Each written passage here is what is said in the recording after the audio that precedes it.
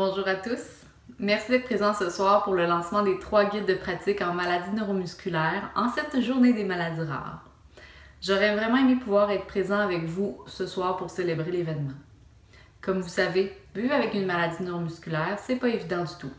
Non seulement il faut apprendre à vivre avec les conséquences causées par la maladie, mais en plus, il faut expliquer aux professionnels de la santé qu'on côtoie c'est quoi la maladie et qu'est-ce qu'elle mange en hiver.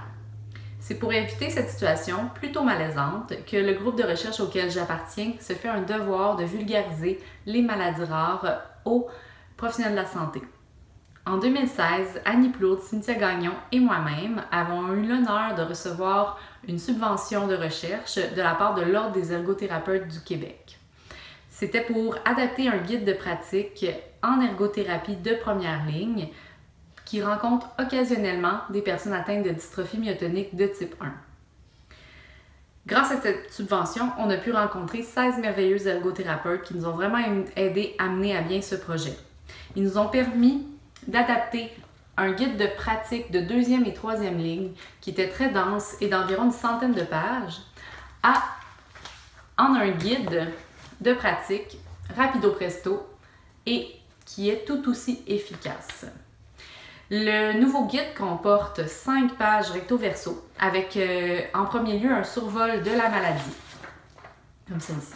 Puis, on peut voir d'un seul coup d'œil les défis de la prise en charge en ergothérapie lorsque les personnes de première ligne doivent rencontrer des personnes atteintes de dystrophie myotonique.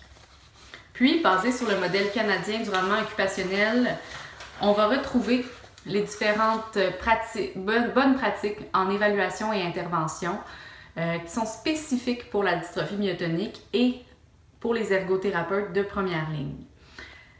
On y retrouve également une section contextualisation avec des faits basés sur les données probantes qui aident à éclairer certaines informations ou certaines observations qu'on pourrait avoir avec les personnes lorsqu'on pratique en ergothérapie.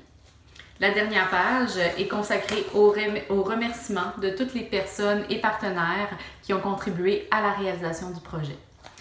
J'espère vraiment que ce guide va éviter aux personnes atteintes de maladies neuromusculaires d'avoir à expliquer leur maladie aux ergothérapeutes de première ligne, mais aussi qu'il va permettre aux ergothérapeutes de première ligne de se sentir plus efficaces dans leurs interventions avec les personnes atteintes de dystrophie myotonique de type 1. Sur ce, je vous invite à consulter le guide et surtout à passer une excellente soirée.